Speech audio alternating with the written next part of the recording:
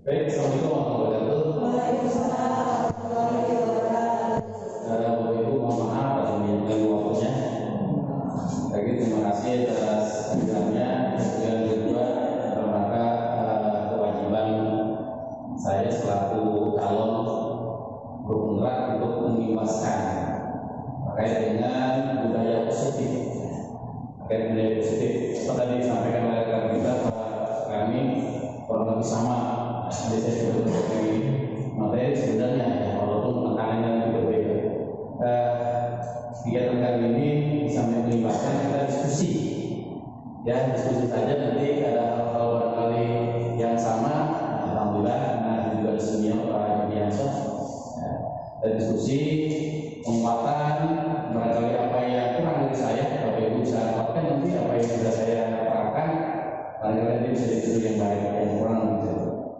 Oke, Bapak Ibu, pengibasan menurut satu terkait dengan budaya positif di lingkungan SMA 1 Tarumajaya, baik itu di kelas dan di sekolah maupun dibebaskan kepada rekan guru, berbagi yang baik-baik. Nah, kesepakatannya sederhana saja Bapak Ibu ya. Dan waktu juga saya berharap kesempatan ini kita aktif, bertanya, tidak memberikan pendapat, dan seterusnya, dan saling menghormati. Kalau misalnya kita hal yang kita ketahui, ya silahkan diberikan pendapat. Kemudian mohon menggunakan bahasa yang bisa dipahami, ya bisa dipahami. Kemudian terusnya akan diskusi. Nah, tujuan penerapan budaya positif ini ada 5 kesempatan ini Bapak Ibu yang ingin sampaikan. Yang pertama itu berdasarkan makna disiplin, makna disiplin, kemudian keyakinan kelas, hukuman, penegakan, kemudian 5 kebebasan dasar manusia, restitusi, dengan 5 posisi kontrol guru serta sekian disiplin dan menerapkannya dalam sekolah yang aman yang berbeda. Berikutnya dengan menganalisa secara reflektif dan dari penerapan budaya positif di sekolah dan mengembangkannya sebagai sebuah kebutuhan sosial maupun kebutuhan murid itu sendiri. Ini begininya begini salah SPT-nya ya, ini seperti ini. SPT-nya sebelum sana Bapak Ibu, ini ada kata berlanjut, ada kata berlanjut ya SPT-nya. Kira-kira nih, kalau misalnya grupnya ada kata berlanjut, kalau misalnya ada sebuah negara, Kanada, Apple,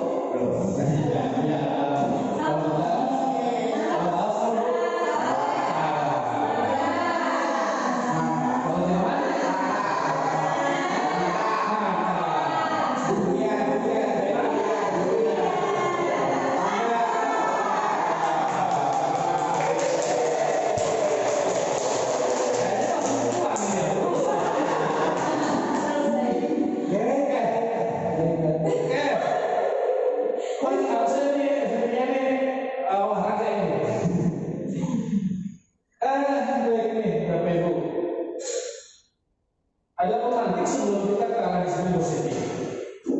Ya, pemantiknya adalah mengenal nilai-nilai kebaikan atau kebajikan universal.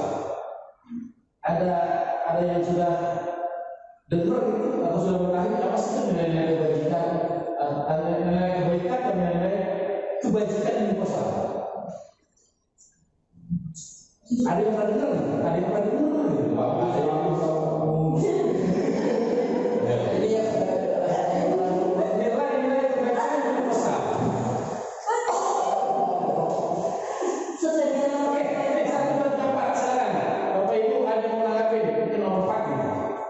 tadi sebenarnya yang pertama Pak ada, cuma lupa Pak.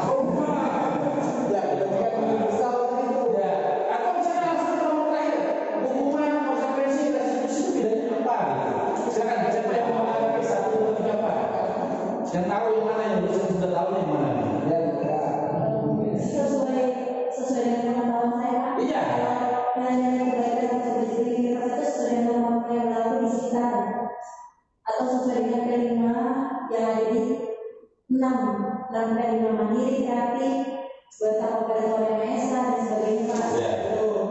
luar biasa. Iya benar. Nilai-nilai normal yang berlaku dari agama kalau ada rujukannya itu ya di rujukan itu ada 6 institusi ya. Nilai kebaikan yang sudah itu dari segi agama, udah dari Kemendikbud itu P3 atau P5 dari 6 dimensi. Ya 6 dimensi itu nilai kebaikan. Ini yang akan kita nanti teruskan ke anak kita. Nilai-nilai kebaikan itu nanti yang jadi sebuah keyakinan bahwa manusia itu juga punya nilai positif dalam dirinya dan lingkungannya. Ya, nilai positif itu adalah sepakat. Kemudian apa sih budaya kebiasaan disiplin? Nah, ada nggak? Dan apa ya? Barangkali kita mendapatkan apa sih budaya? Apa sih budaya? Mungkin kalau budaya bukan suatu pemaksaan, jadi sudah di atas dari kebiasaan. Di atas kebiasaan. Iya, kebiasaan kalau mencoba untuk hal yang baik dilakukan secara terus-menerus berarah menjadi budaya. Dalam disiplin positif berada berpengaruh ke sana, tapi diikuti dengan ada semacam konsekuensi atau sebetulnya hal tertentu untuk budaya. Menurut saya itu luar biasa benar. Ya. Kalau budaya itu adalah sesuatu yang apa ya? Budaya itu ya dikatakan lebih dari kebiasaan. Kalau kebiasaan itu perlu diingatkan terus, dibiasakan. Kalau budaya itu ya tanpa perintah, sesuatu yang sudah diterapkan seorang itu yang timbul dari motivasi intrinsik dari dirinya ya, itu budaya. Kalau lapar itu makan. Ya kalau orang misalnya bersalah itu minta maaf, itu udah budaya. Ya kalau disiplin itu kan sebuah kebiasaan itu yang lahir dari sebuah kesepakatan, biasanya ditulis dalam sebuah patah atau aturan. Itu ya disiplin misalnya ada tertib lah, mirip dengan ada tertib di situ. Ada tertib. Jadi budaya itu katanya kalau tinggi tidak diperintah ya apa muncul dari diri sendiri. Sementara kalau kebiasaan itu eksternal, ya disiplin kita bukan. Di situ ya. Jadi kalau kebiasaan itu memang sifatnya eksternal, mengakan terus dari pihak eksternal. Kalau budaya dari internal, ya prinsip ya timbul dari diri seseorang tanpa dipaksa perlu budaya. Kalau keyakinan kesepakatan keras itu apa? Keyakinan sama kesepakatannya. Apa ini lakukan sendiri Bapak ya? Ini yang sudah kita terapkan ya, Bapak Ibu ya. Apa itu keyakinan? Keyakinan kesepakatannya. Kesepakatan salah sesama.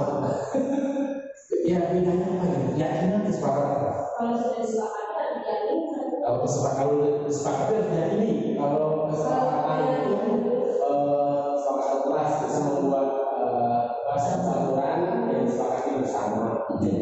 Tapi kalau sudah masuk keyakinan, sudah masuk dari dalam intrinsik, ya kesepakatan tanpa harus lagi dibuat seperti itu. Jadi sudah muncul dengan sendirinya. Makanya mungkin dari kepada kebudayaan itu pasti luar biasa ya.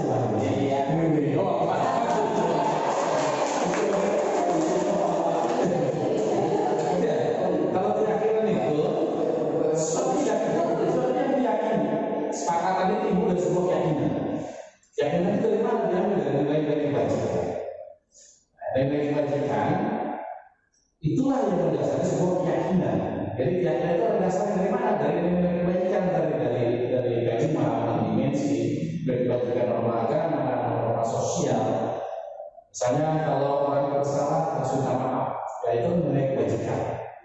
Ya nanti ada kesepakatan. Kalau misalnya kita hari ini mau ngapain ya?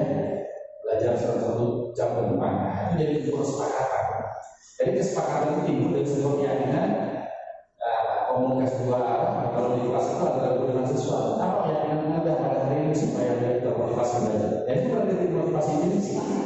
Ya, motivasi ini. Nah yang terakhir nih, silakan nih yang mau komentar apa? Ini udah semua dulu tadi. Hukuman.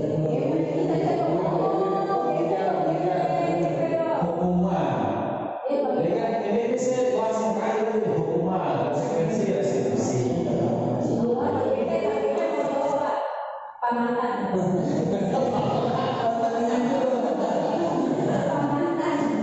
Ayo, ibu Herga atau kali meskipun hukuman, konsekuensi, restitusi, dua kita hukuman.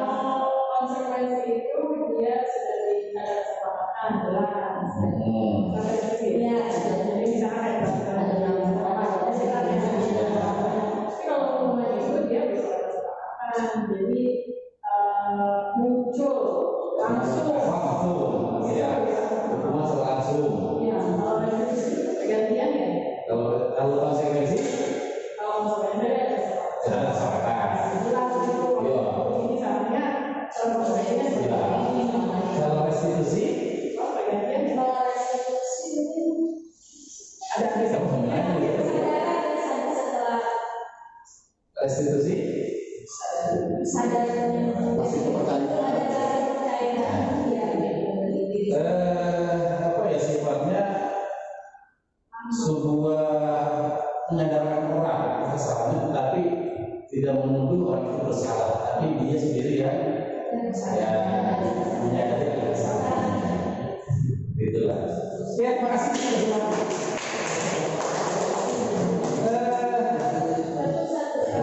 Bapak Ibu kemarin ada beberapa hal tadi informatif yang kita bahas terkait dengan pertama perubahan paradigma dari ilusi bahwa ada ilusi guru itu mengontrol diri, ada ilusi bahwa kritik yang membuat orang merasa bersalah dan menekan karakter.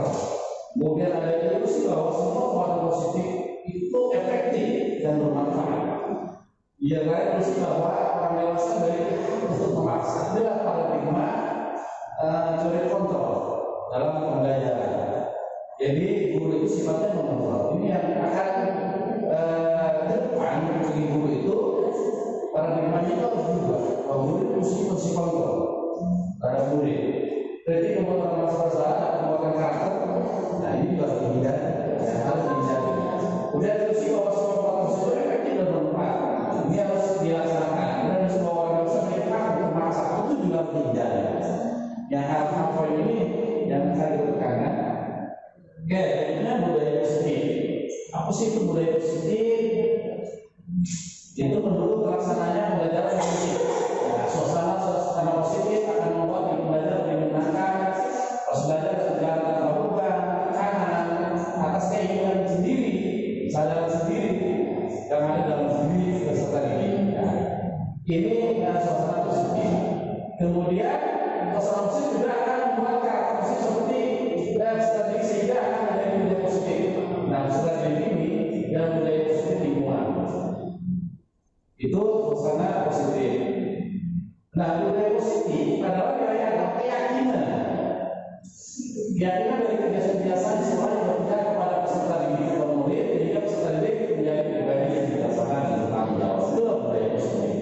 Jadi budaya positif adalah keyakinan, timbul dari sebuah intrinsik keyakinan diri. Nah, apa makna disiplin? Dalam bahasa Latin dan seterusnya ya, disiplin artinya belajar. Dalam bahasa kata konotasinya disiplin berarti disiplin itu dari murid. Disiplin membuat orang menarik potensinya, tujuan. Kemudian budaya itu makna disiplin telah berubah menjadi sesuatu yang akan seorang pada orang lain mendapatkan kepatuhan. Cenderungannya dalam menghubungkan kata disiplin dengan tindakan keamanan, bukan dengan apa yang harus kita hargai, tapi mencapai tujuan yang mulia. Ada 3 poin. Ada 3 poin tentang disiplin. Yang pertama, tanpa kekerasan, tanpa ancaman. Melainkan komunikasi berlaku secara efektif antara guru dan peserta didik. Jadi poinnya tanpa ada kekerasan dan tanpa ada ancaman. Yang kedua, diajarkan untuk memahami konsekuensi perilaku menunjukkan rasa tanggung jawab. Jadi yang kedua adalah rasa tanggung jawab. Yang ketiga adalah kesadaran serta memberdayakan peserta didik tanpa melakukan suatu sogokan, ancaman, hukuman, hadiah dan seterusnya. Jadi tidak ada hadiah, punishment atau sejenisnya ya, reward. Jadi memang yang timbul karena motivasi bersih dari dirinya. Ada 3 poin catatannya. Nah, di sini positif melahirkan nilai-nilai kebajikan. Salah satu contoh adalah nilai kebajikan di antara problem pada desa yang 6 dimensi. Ini sudah familiar, ini kita sudah familiar apa itu beriman pertama pada Maesa, mandiri, analitis, pendidikan global, gotong royong, kreatif. Ini adalah salah satu nilai kebajikan yang terdapat dalam satu organ yang menjadi rujukan sisi positif, yaitu profil pada Pancasila. Ada banyak lembaga yang menuliskan nilai-nilai budaya positif, ya, banyak lembaga sebagai rujukan. Misalnya kata merdeka, menurut Ki Hajar Dewantara, artinya adalah tidak hanya terlepas dari pemerintah, tetapi juga cukup buat pemerintah diri sendiri. Jadi yang memerintah itu diri sendiri. Ini menurut filosofi Ki Hajar Dewantara. Nah, yang berikutnya membentuk keyakinan, kelas. Ketika kita belajar bahwa itu kan kita harus membentuk kesepakatan. Paling tidak keyakinan kelas itu dibuat pada awal tahun pembelajaran. Ya, misalnya kalau sekolah itu Juli, ya Juli itu dibuat keyakinan kelas, keyakinan nanti akan munculkan kesepakatan. Terus keyakinan itu diambil dari apa? Di sini kadang-kadang keyakinan yang menggunakan seorang dibandingkan memiliki serangkaian peraturan. Jadi kalau peraturan itu satu, ada keyakinan kesepakatan. Kalau kesepakatan ada istilah peraturan, ya. Kalau peraturan itu peraturan kelas, lalu ada istilah peraturan kelas. Nah, kalau keyakinan di awal tahun ajaran baru misalnya, kita buat keyakinan kelas. Dari semua siswa itu silakan keyakinannya apa? Dipandu oleh guru, ada nilai-nilai kebajikan. Nilai-nilai kebajikan itulah yang menjadi panduan. Dari ratusan kalimat nilai kebajikan universal, coba dituliskan di depan atau menggunakan media-media tertentu. Kira-kira apa yang mau disampaikan melalui kesepakatan vaksinasi? Tuliskan dulu keyakinannya, datang tepat waktu dan seterusnya. Dan kurang lebih seperti ini. Jadi keyakinan itu ada dari nilai kebajikan. Ya. Jadi nanti biasanya kan anak boleh sampai main game ya Pak. Nah kemudian nanti rujukannya dari mana? Ya rujukannya dari nilai kebajikan. Ya, nilai kebajikan. Ya nanti disampaikan apa sih nilai kebajikan itu? Salah satu tadi yang disampaikan oleh kita 6 dimensi profil Pancasila. Kelima bertakwa pada Tuhan yang Maha Esa, bernalar kritis. Jadi itu Pak saya ini pembelajaran yang inovatif, terus yang anak inovatif. Nah, dari keyakinan itu di awal pembelajaran muncul jadi sebuah kesepakatan. Kesepakatan itu kita ingatkan setiap saja. Kesepakatan kelas kita hari ini, apakah ada yang mau ditambah atau dikurangi? Jadi diulang mengingatkan saja, sekilas mengingatkan. Ya, kalau pilih awal pembelajaran. Ya, kalau misalnya anak sudah ingat, nah kita perlu pembiasaan. Kalau sudah mau belajar, oh yang awal lalu di awal kita sudah ada keyakinan kelas. Jadi sebuah kesepakatan. Apa yang ditulis? Kalau yang ingin ditulis kesepakatan, silakan ditulis di tembok-tembok. Kalau kurang apa namanya kesepakatan itu agak memotori tembok, kemudian kaca atau kain dan seterusnya, ya cukup di awal pembelajaran ingatkan ini kesepakatan kelas yang kita lakukan. Dirangkum saja ditulis 36 siswa dalam satu waktu sama melahirkan 5 kesepakatan kelas. Nah itu yang ditulis. Jadi sebuah kesepakatan yang timbul dari sebuah keyakinan diambil dari nilai-nilai kebajikan. Jadi anak jangan sudah kamu menuliskan saja keyakinan yang timbul dari kamu yang akan menjadikan sebuah kesepakatan kelas. Tidak seperti itu. Anak itu posisi guru dalam filosofi Hajar Dewantara adalah sebagai petani atau pekerja, ya. Jadi guru itu harus betul mengatakan, nanti bingung Pak, saya harus sampai dulu nilai kebajikan dari ratusan kalimat nilai kebajikan universal, kemudian ada di kesepakatan sekarang kalau pilih mau 1, mau 2, mau 3 yang pas menurut Anda. Kita hanya menawarkan ada kalimat ini. Oke, dan seterusnya. Nah, nanti yang membacakan siswa. Dia membacakan siswa. Setelah ini membacakan keyakinan kelas yang telah mereka sepakati ditulis, bertempel atau menggunakan media teknologi ya, jamur atau sejenisnya tampil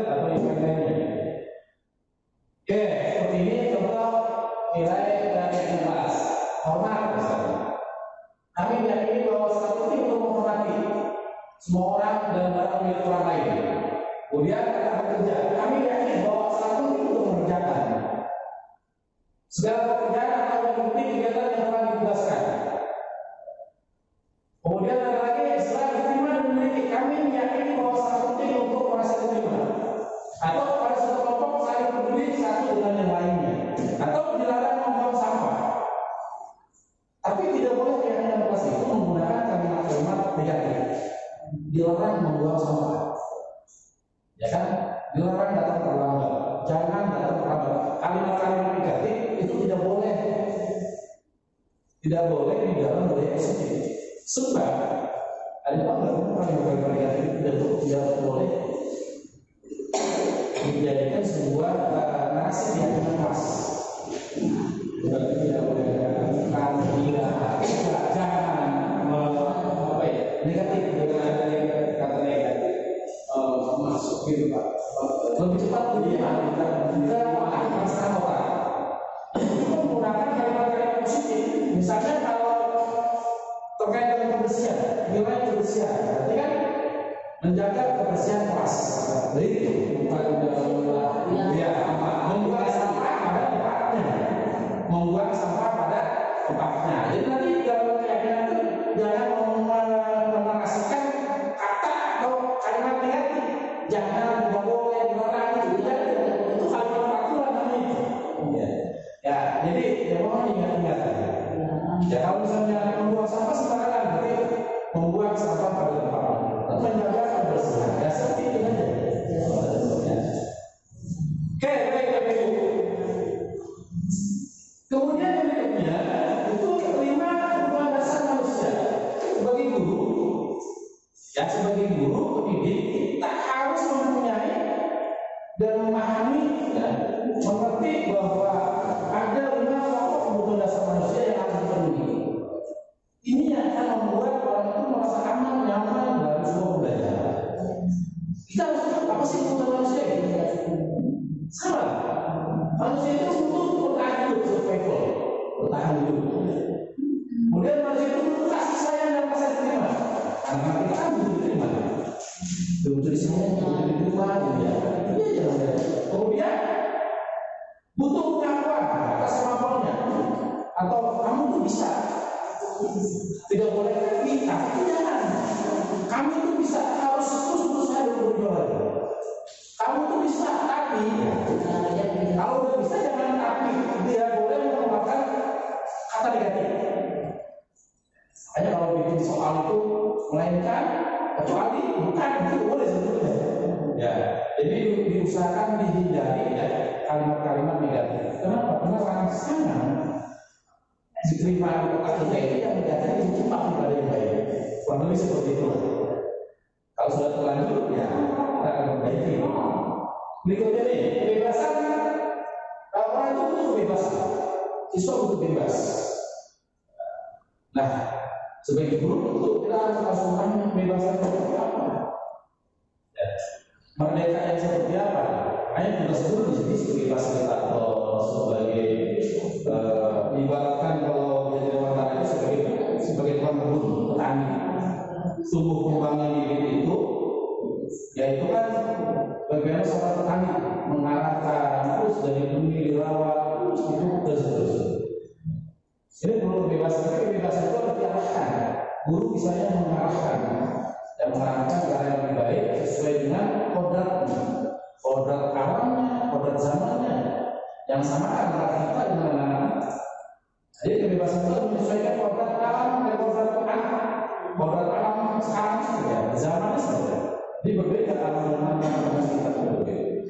Kemudian kesenangan, sesuai dengan kesenangan. Ya, ini kebutuhan yang perlu kita pahami.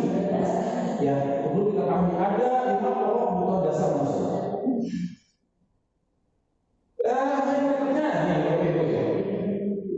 Ada 5 posisi kontrol guru, 5 posisi pengawasan guru. Apa sih itu yang guru fungsinya itu sebagai apa? Ada 5 posisi kontrol guru. Kira-kira ini ya kita semua ada 5 posisinya.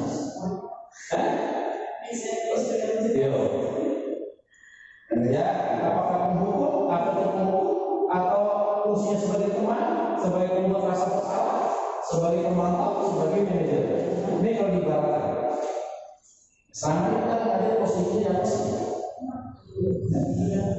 Nah, contoh pertama apa sih kontrol? Misalnya kasus siswa membolos dari jam pelajaran.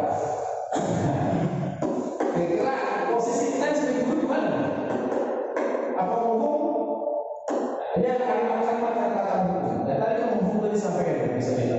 Menghukum itu tiba-tiba kamu bersalah. Itu sebagai menghukum. Kita dulu posisinya di mana?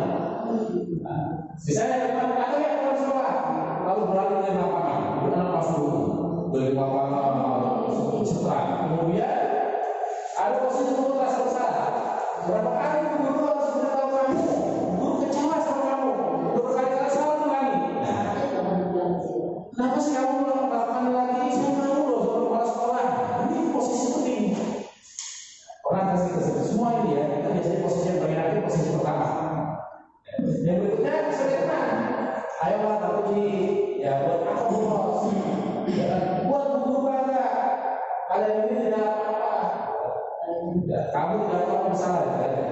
Ayolah, buatlah bapak ibu bangga.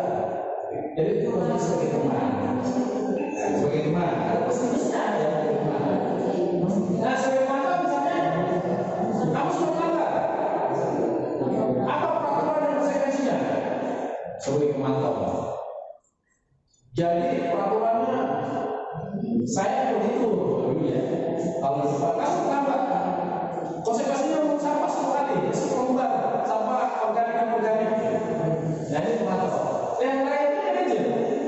Apakah kamu tahu kesalahanmu? Jadi yang jawab siswa.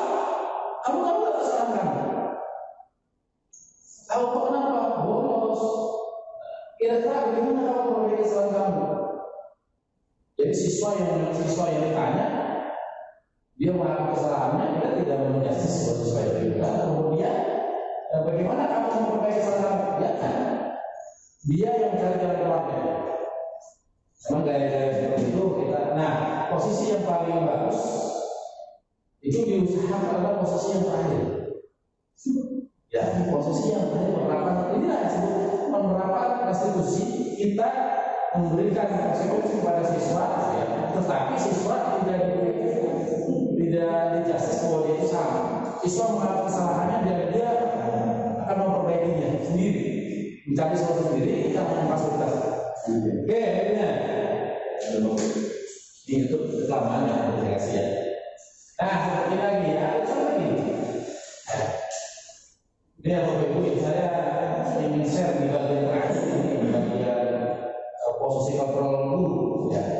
Posisi kontrol guru terakhir dari restitusinya. Nah, misalnya ada hukum, ada membuat orang bersalah, teman atau manajer. Nah, guru berbuat menghakimi. Nanti di posisi kita seperti apa sih sebenarnya ya sebagai guru dan nilai itu mana yang terbaik? Nah, diusahakan posisinya sebagai manajer. Kalau ini pulang anak tidak ditanya langsung hukum. Kenapa kalau datang terlambat? Silakan lari lapangan 50 kali. Ini mau hukum. Oleh itu kita sudah dijawab. Kemudian berikutnya tadi ya sama membuat orang merasa bersalah. Kamu sudah mengecewakan bapak dan seterusnya. Ya, ini sebagai teman membuatkan rasa masalah untuk muridnya. Ya, kita sebagai teman. Ini juga orang baik juga. Kalau proses tertentu teman dijadikan mengurus yang orang baik juga. Kadang-kadang dia kan terbiasa. Pada situasi tertentu boleh, tapi tidak terbiasa. Kalau sudah terbiasa, jadi budaya berbuat baik. Jadi usahakan Bapak Ibu. Bagaimana kalau diri kita ini sebagai manajer? Ya, posisi manajer bagaimana seperti apa yang kita yakini? Apa yang kita yakini? Ya kalau misalnya ada sering boros tadi ya, apa yang harus kita yakini? Ya, karena ada pertanyaan-pertanyaan kan, kamu tahu nggak kesalahan kamu? Dia tahu ya bahwa dia bolos. Terus ditanya nanti, kenapa kamu berbuat demikian? saya lapor dan seterusnya gitu. Saya bolos kantin. Semua orang juga pernah melakukan kesalahan dengan kalimat yang sopan, halus, dan hati ke hati. Walaupun anak-anak kita di wilayah utara ini kan keras, gitu ya. Gak bisa nggak, tapi kalau mau guru itu bisa. Ya, ya, yang terakhir menurut keyakinan kamu bolos itu baik itu tidak. Dan baik kalau itu baik, kita apa yang harus kamu lakukan ke depan supaya ini yang apa namanya kamu lebih baik, tidak melakukan bolos pelajaran dan seterusnya. Oke.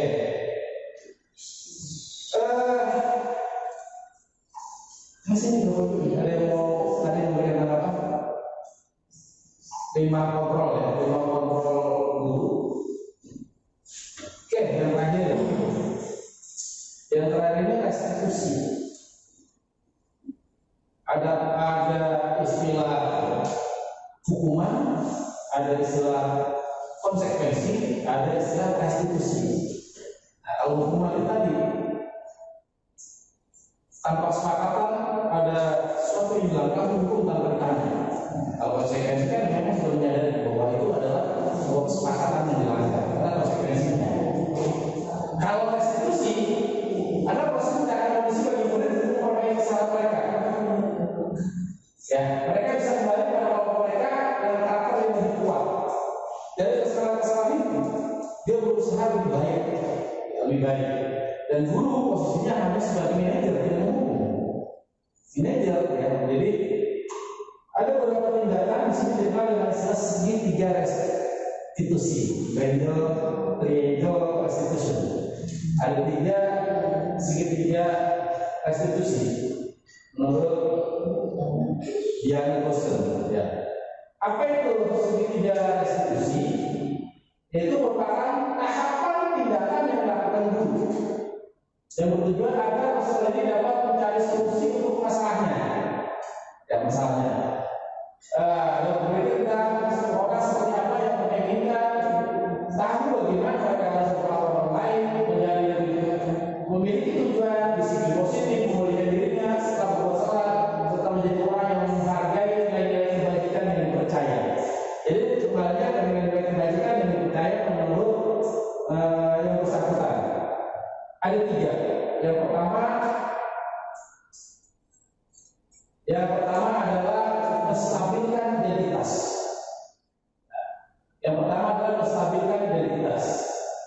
Yang kedua adalah validasi tindakan yang salah. Yang ketiga adalah menanyakan keyakinan. Menanyakan keyakinan terhadap perbuatan yang dilanggar oleh orang yang bersalah. Menstabilkan identitas itu mengubah identitas dari orang yang gagal karena melakukan salah menjadi orang yang sukses dan seterusnya. Ya, kemudian yang berikutnya ini validasi tindakan yang salah. Oke, lanjutkan ini ya.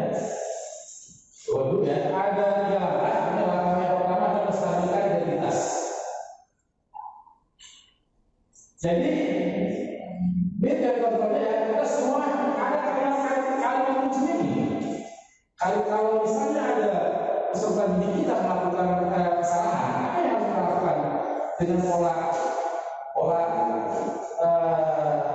segitiga restitusi ini? Yang pertama misalnya menstabilkan identitas. Identitas harus distabilkan. Ada kalimat-kalimat kata kuncinya. Dan kita semua melakukan hal terbaik yang bisa kita lakukan. Misalnya kalau si A bolos pelajaran, apa kalimat kuncinya? Ya, apa kalimat kuncinya? Kita cari nih, identifikasi dulu masalahnya apa. Misalnya siswa itu bolos, kamu tahu tidak kesalahan yang kamu lakukan? Kalimat, kamu tahu tidak kesalahan yang kamu lakukan? Nah, terus misalnya, iya Pak atau Bu Guru, saya hari ini melakukan kesalahan A, B, C dan seterusnya. Ya bolos jam pelajaran. Ya semua orang juga pernah melakukan kesalahan. Kalimatnya, jadi kita dituliskan oleh dia, semua orang itu pernah melakukan kesalahan, kalau pada zaman pelajaran dan seterusnya. Itu disampaikan juga. Jadi ketika anak itu melakukan kesalahan, semua orang juga melakukan kesalahan. Pernah melakukan yang salah. Berarti bahwa orang yang bersalah itu bukan hanya yang bersangkutan. Iya. Jadi kamu kenapa?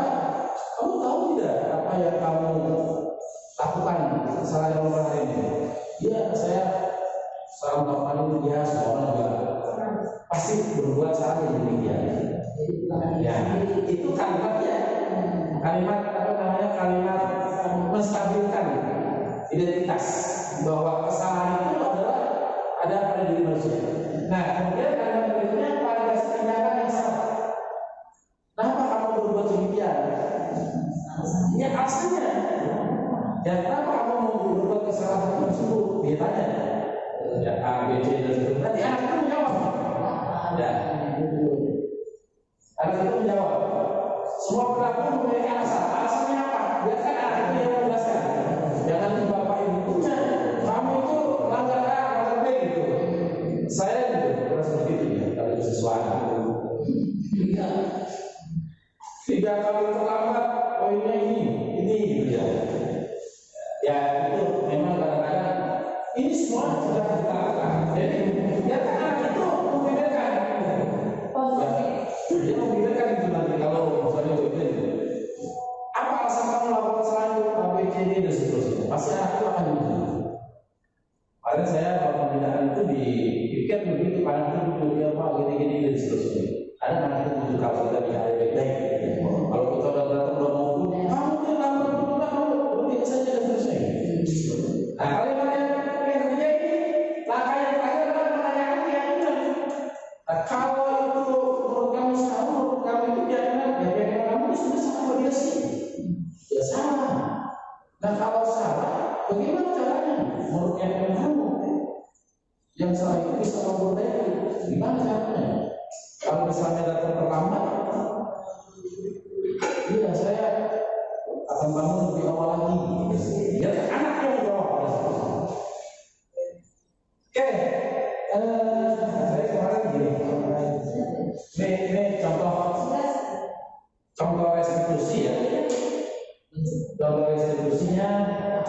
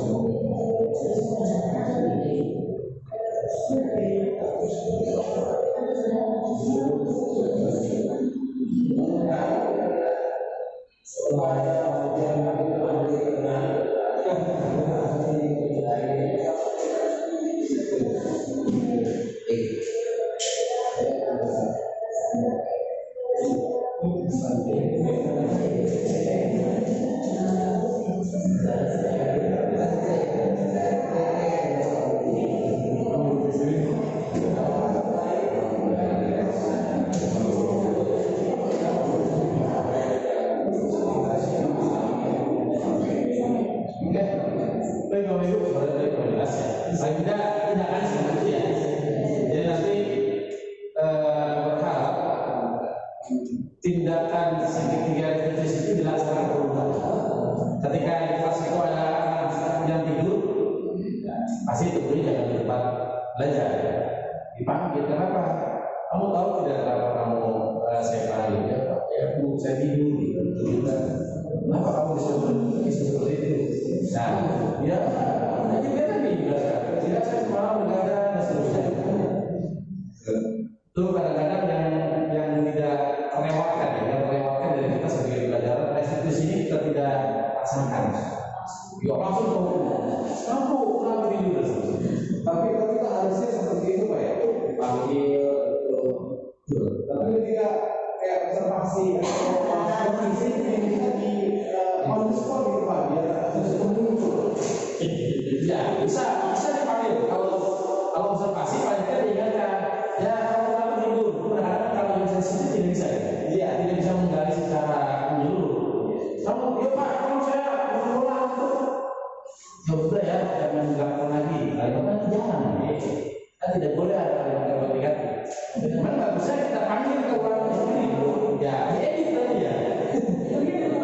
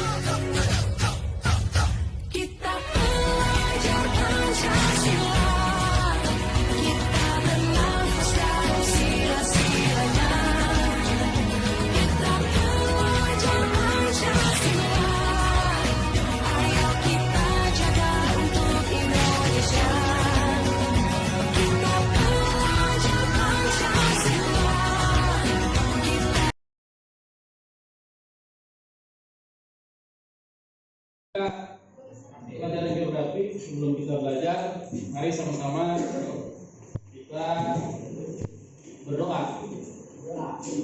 Berdoa bersama-sama agar kegiatan belajar kita hari ini tentunya kita bisa pahami dan ilmu yang kita dapatkan harapannya bisa bermanfaat ya untuk di waktu yang akan mendatang.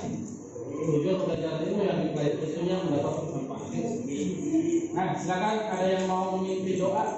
Ya, Bersiap sebelum mulai belajar, mari kita berdoa. Berdoa dimulai.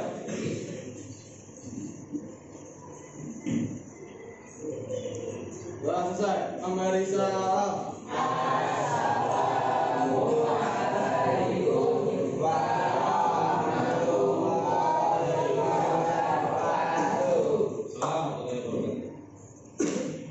Oke, kali ini ada yang tidak hadir? Nah, apa? Bapak mungkin kemarin salah manggil orang Rizky ya? Bapak kemarin manggil Rizky atau Aditya? Aditya. Dua-duanya? Ya. Apa? Nah, ini cuma satu, soalnya kemarin pas lagi Rizky itu dia masuk. Iya, dia masuk. Iya. Nah, yang jarang masuk ini Iya. Jadi dia ada buah mana dia? sekarang jangan masuk lagi, Pak. Saya panggil negara. Dia jadi panggil kan ya? Yang bersih mana bersih? Sudah jadi kan? Jadi kan? Ya. Jadi kalau kita Julfikar sama Aditya Jakuan. Sama Julfikar sama. Ya. Oke. Julfikar. Muhammad. Alfian apa Pak? Alfian? Apa? Saya berharap di penghujung ini kamu punya kesan yang baik, bisa paham belajar literasi. Ya, intinya sih tadi saya sampaikan pelajaran yang kamu dapatkan ini ada manfaat. Jadi kamu tidak salah pilih mengambil kita banyak ilmu penerapan dari ketika kamu sudah memahami materi-materi yang dipelajari. Baik, sebelum kita belajar nih, sudah ya, ini absen juga. Kemudian berikutnya kita akan buat seperti biasa hari ini sampai pulang kita buat keyakinan dan kesepakatan kita belajar pada hari ini. Hari ini saya pengen kamu nuliskan kesepakatannya, tapi saya minta kamu tuliskan lah kesepakatan dari saya. Dan terakhir, kita kesepakatan ini ada kelas bisa dibagikan. Biasa ya, ditulis kesepakatan kelasnya apa yang kamu inginkan.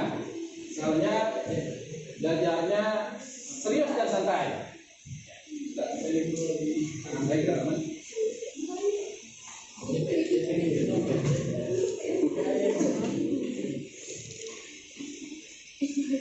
Jadi lebih gambarnya yang pasal tempel ya.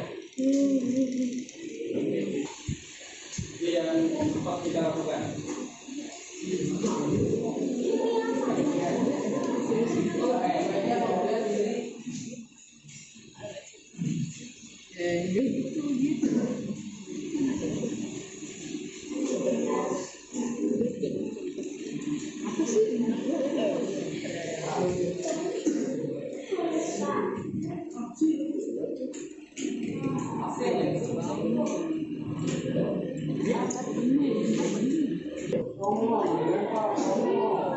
Apa sih satu-satu sabar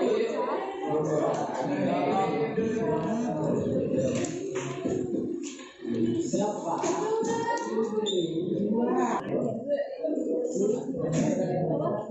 Oke, yang sudah silakan ditempel.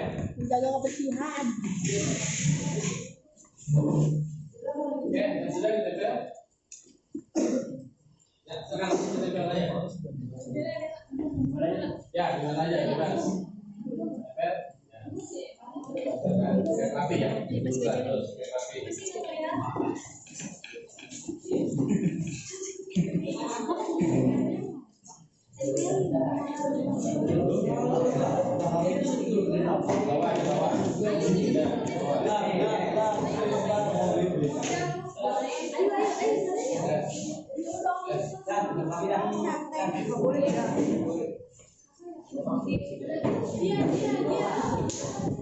Kasih tahu.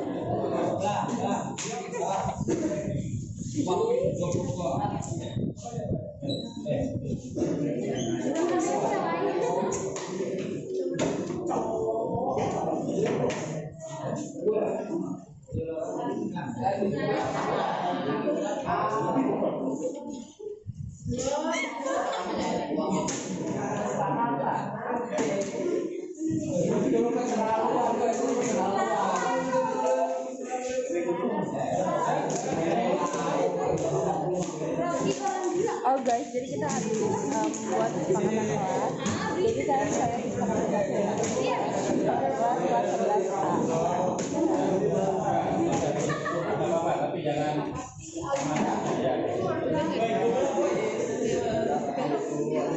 saya minta siapa yang mau bacakan 5 dari kesepakatan yang positif. Widya Bapak.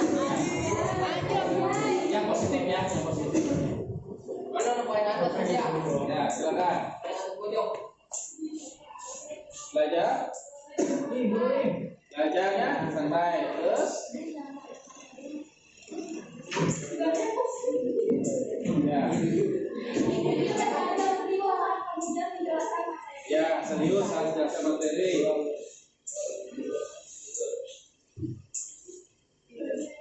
Apa banget sih? Santai. Serius, kita baca aja padanya. Oke, berapa tuh? 3. Dua lagi. Baca aja padanya semua. Semuanya. Kan bisa sama. Tapi 5 kita ya. Bermain game kalau saya selesai. Oke, satu lagi. Main game dulu udah selesai. Tidur saya jelaskan. Jelaskan. Oke, ini kesepakatan kamu nih, ya. Kesepakatan kamu. Tapi ketika ada kesepakatan, depan sama lah, ya. Pembelajaran apapun nanti ada kesepakatan. Kesepakatan maksudnya apa? Jadi yang kamu tuliskan untuk badan selesai. Tapi kalau kesepakatan itu, keyakinan kayak ini positif. Apa sih keyakinan hari ini? Kayak saya hari ini Pak, pengen selesai dulu. Pak saya hari ini belajarnya biar ada ngomong-ngomong gitu. Pak hari ini saya pengen ada teman yang isi kegiatan kritik, mau mantul dan sebagainya. Oke ya, belajarnya sambil main di hari oke, kesepakatan ya. Kesepakatannya saya berdasarkan ini. Yang saya kita terbuka, saling menghormati, itu dari saya. Fokus, senang, nyaman, gembira. Senang, nyaman, gembira. Sudah senang, saya pengen jauh belajar sama dia senang. Karena saya tadi ikut siswa, dia nggak mau sekolah. Siapa? Saya mau sekolah pelajaran. Saya sebut pelajaran. Tahu juga. Kalau suka ya. Jadi suka dulu. Kita juga kalau kamu suka, pelajaran si A kamu bolos. Boleh sekali, tapi jangan berkali-kali. Saya sudah jujur tadi, suka pelajaran dari pelajaran A itu kali tersebut pernah hadir di 1 semester. Oke, ini ya. Bapak, nanti sebenarnya Pak, tapi Bapak itu gitu. Kamu sudah selesai Pak. Tapi Bapak belajar bikin ngantuk. Sama keluarga enak, buat aja. Tidak akan salah. Hal ngantuk ya. Saya pengen kamu suka. Kalau suka jujur enak. Ya, gitu. Oke, selanjutnya pembelajaran kita hari ini apa sih yang kita pelajari tahapannya? Tahapan mana tuh? Tahap 2. Sudah sampai keyakinan kesepakatan kelas. Selanjutnya adalah menjelaskan tujuan pembelajaran. Kita akan belajar hari ini adalah mendeskripsikan pengertian mitigasi bencana. Ya. Kita akan bahas hari ini adalah mengenai pertama apa sih mitigasi bencana, kita deskripsi, kita gambarkan. Oh kan, rambutnya, wajahnya, jangan sampai tertangkap. Itu deskripsi. Jadi harus tahu makna gitu. Jadi kamu jelaskan, kamu harus tahu mitigasi bencana itu identifikasinya langkah-langkahnya seperti apa. Oke, yang berikutnya analisis. Apa sih itu namanya analisis? Yang terakhir sekali harus diuraikan. Uraikan. Satu, dua, tiga, kok masalahnya banyak, solusinya juga banyak. Mungkin masalahnya satu, solusinya masalahnya banyak, solusinya satu. Ada titik lagi. Apapun makanannya, hidupannya cuma satu. Bukan seperti itu. Oke, berikutnya. Ice breaking. 3 menit kita ice breaking. Saya tawarkan, ada yang mau isi ice breaking? Nah, ya game, nah, sudah game ya. Ada yang coba? Oke, saya sederhana saja. Karena yang udah siang, ice breakingnya logika saja, pakai logika. Angkat tangan yang bisa. Perhatikan, tes logika fokus dan fokus. Pernyataan berikut, jika Indonesia atau Jerman adalah nangka, Inggris apa? S-nya. Apple, terserah. Ada yang ini logika, bisa kasih. Kita cepat, Brunei Darussalam. Bisa. Mangga, Banggis. Terakhir, Thailand. Kita ada. Udah 3 kali ketemu, udah paham lah. Ada yang belum paham? Yang belum paham ada? Ada. Yang belum jujur aja. Jujur boleh. Jerman. Jerman, kita apa Jerman?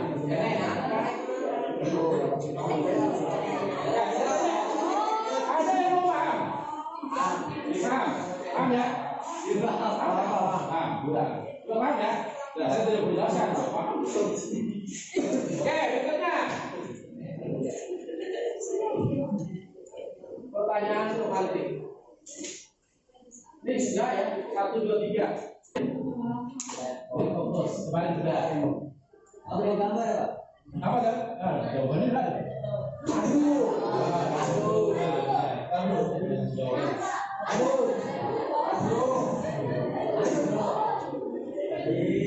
Jawabannya tahu. L-nya diganti S.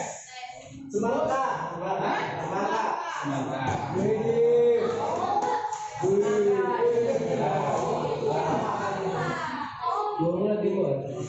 Apa tuh? O-nya diganti E. Pakai ayam.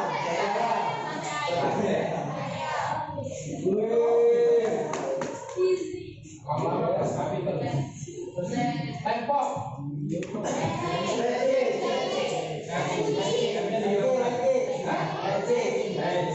Nama buah.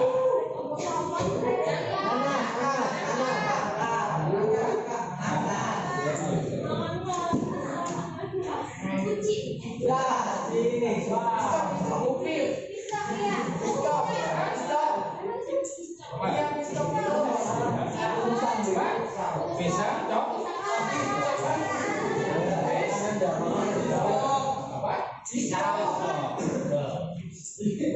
Nah, kita sampai situ. Terima kasih. Silakan. Ini rencananya apa, Bu?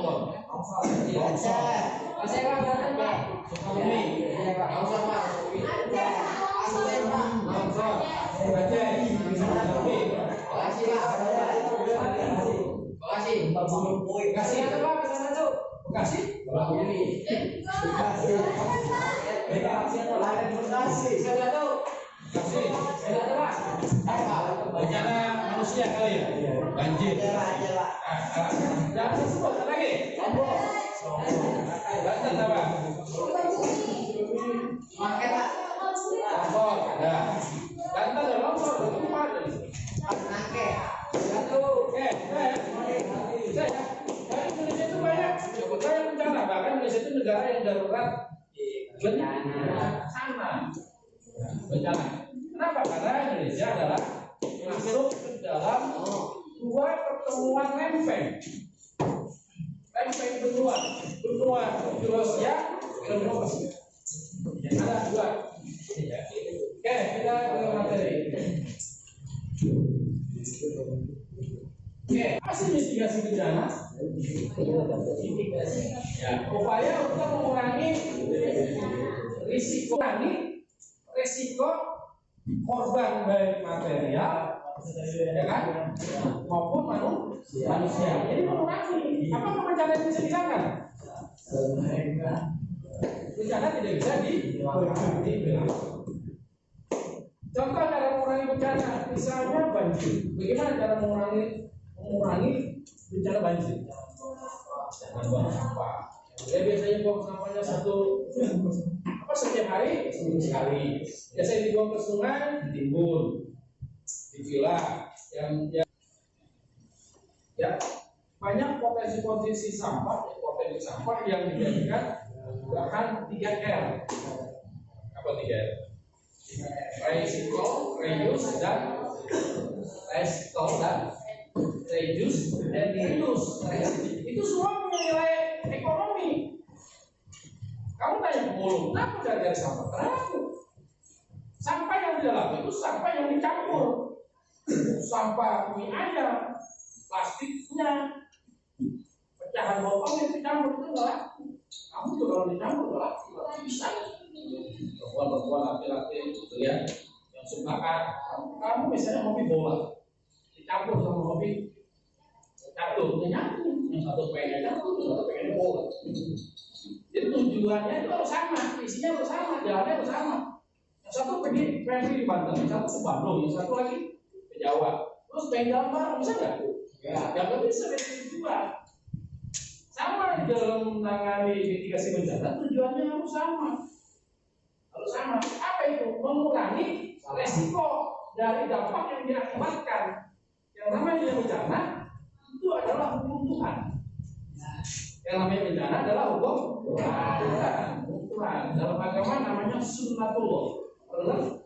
Sunnatullah. Yang namanya air mengalir dari gunung ke laut. Soalnya nanti di akhirat dari laut ke gunung dia. Sunnatullah wow pikir alam. Jadi kita tidak boleh melawan alam. Sungai dibuat rumah. Sungai buat mengalirkan air, bukan untuk rumah. Sampah itu jangan dibuang. Sampah itu harusnya jadikan buku. Pertanyaannya, kenapa bencana itu selalu ada? Saya sebagai saja. Pertanyaan, kenapa bencana alam itu tidak akan habis dan selalu ada, bahkan bertambah?